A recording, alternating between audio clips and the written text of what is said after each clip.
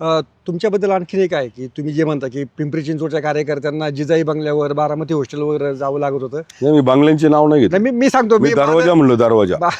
मी दरवाजा म्हणलो, दरवाजा. त्या बंगल्यांच्या दरवाजावर जावं लागत होतं. प्रभागाचा सदस्य निवडायचं झालं तरी त्यांना पिंपरी चिंचवड शहराच्या बाहेर जाऊन 2-3 दिवस बाहेर उभं राहायला लागायचं दरवाजाच्या. पक्षाचं तिकीट तर लय लांबची गोष्ट आहे. आता भाजपमध्ये गेलो सगळं बदललं का? आता भारतीय जनता पार्टीमध्ये त्याचं स्किल, त्याची स्वतःचं काम, या सगळ्यांचा विचार केला जातो, सर्वे केला जातो आणि मगच उमेदवारी दिली जाते. महेश लांडगे आणि महेश लांडगे एक मिनिट, महेश लांडगेच्या दारापुढे कार्यकर्ते कधीच नाही. तुम्ही कुणाला विचारा, जे महापौर झाले, जे स्थानिक पद द्या दादा, मला एकाला नाही. आणि तुम्हाला सगळ्यात त्याच्यापेक्षा हे पदबिद आमची एकालाही बी फॉर्म घ्यायला महेश लांडगेच्या दरवाजा द्यायला लागलं, विचारा. भारतीय जनता पार्टीने सर्वे केलेल्या लोकांना तिकीट दिले. आम्ही भारतीय जनता पार्टीच्या लोकांना आम्ही कुणाला म्हटलं नाही माझ्या मागं फिर, गाडीत ये, माझ्यासाठी हे कर ते कर, कधीच नाही. इतकं प्रामाणिक काम आणि मित्र म्हणून राहिलो मी लोकांबरोबर. भोसरी मतदारसंघ जीव तळतळतो काय, मित्र म्हणून राहिलो मी लोकांबरोबर. मी त्यांच्या सुखदुःखात राहिलोय, मी त्यांचा आपला म्हणून राहिलोय. आणि हे जो आपलेपणा आहे ना, हा कदाचित काही लोकांना आवडला नाही. अच्छा, आवडला नाही. हे जे तुम्ही म्हणताय तुम्ही दादांवर कधी टीका केली नाही, दादांविषयी कधी बोलले नाही, पण तुम्ही दादांना जाहीर समारंभामध्ये मान सन्मान पण दिला नाही. देतो की मी, ते त्यांनी जाहीरपणे व्यक्त केलं. महेश, ते काय झालं, महेश तू माझं नाव घ्यायला विसरलास नाही नाही असं नाही. जाहीरपणे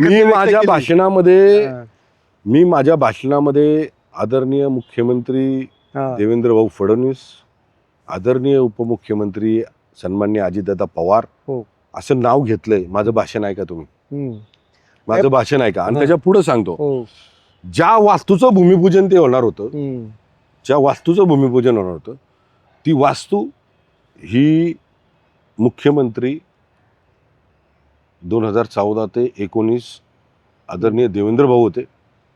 त्यांच्या काळात हे पोलीस कमिशनरेट तयार झालं.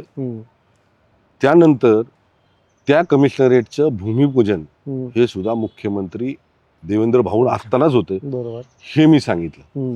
त्यानंतर त्याच्या समोर कोर्टाची बिल्डिंग आहे.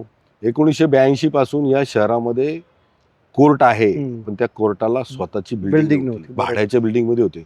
माझे म्हणजे हे काय, तुम्ही इथं असणाऱ्या सगळ्या श्रेष्ठ वकिलांना विचारा, सन्माननीय कोर्टाला पण आहे ना, ही कोर्टाची बिल्डिंग नव्हती. ती कोर्टाची बिल्डिंग सुद्धा आदरणीय मुख्यमंत्री देवेंद्र भाऊंनी दिली.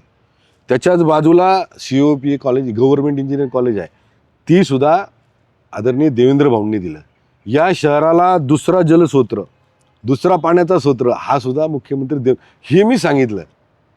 मी चुकीचं नाही म्हणलं. मी त्यांनी काय केलं नाही याच्यावर नाही बोललो. मी असं म्हटलं नाही की त्यांनी काय केलं नाही म्हणून. मी त्या ठिकाणी जो कार्यक्रम होता, त्या कार्यक्रमाला अनुसरून योगायोग काय होता ह्याची मान्यता मुख्यमंत्री आपण असताना दिली आणि याचं भूमिपूजन आपण मुख्यमंत्री असताना होतं, याचा मला आनंद आहे. हे मी बोललो. मी त्यांचं नाव सन्मानानं ज्यावेळेस भाषण चालू झालं त्यावेळेस मी घेतलं. बरं, फक्त हे जे ज्याचं श्रेय तुम्ही त्याला दिला असं श्रेय नाही म्हणायचं. मी परत म्हणतो, जी जबाबदारी लोकप्रतिनिधी म्हणून आम्हाला मिळते, जी जबाबदारी मुख्यमंत्री म्हणून आदरणीय देवेंद्र भाऊंना भेटते, देवेंद्र भाऊंनी मुख्यमंत्री म्हणून ती जबाबदारी कारभारी म्हणून नाही, इथं लोकांची गरज ओळखून दिलेली आहे. पोलीस कमिशनरेट म्हणजे या शहरातल्या वाढत्या लोकसंख्येच्या अनुषंगानं ते गरजेचं होतं म्हणून देवेंद्र भाऊंनी दिली. देवेंद्र भाऊंनी सुद्धा जनसेवक म्हणूनच ती जबाबदारी पार पाडली. सोशल मीडियाच्या भाऊ गर्दीत विश्वासार्हतेने चकाकणारे नाव म्हणजे लेट्सअप मराठी. सगळ्यांना, सगळ्या नागरिकांना ती स्पीच, ती लेट्सअप वरील मुलाखती म्हणजे विचारांचा खजिना. त्यानंतरच्या निवडणुकीमध्ये मला सोडून गेले. बातम्या केवळ वस्तुस्थिती सांगणाऱ्या, न प्रोपगंडा, फक्त जनतेचा अजेंडा. क्योंकि आने वाला कल जाने वाला है, जाने वाला कल आने वाला है. राजकारण, मनोरंजन असो की क्रीडा क्षेत्र, महाराष्ट्राची स्पंदने संवेदनशीलतेने टिपणारे माध्यम म्हणजे लेट्सअप मराठी. जगासोबत एक पाऊल पुढे राहण्यासाठी लेट्सअपचे ॲप, सोशल मीडिया आणि वेबसाईट सोबत कनेक्टेड रहा.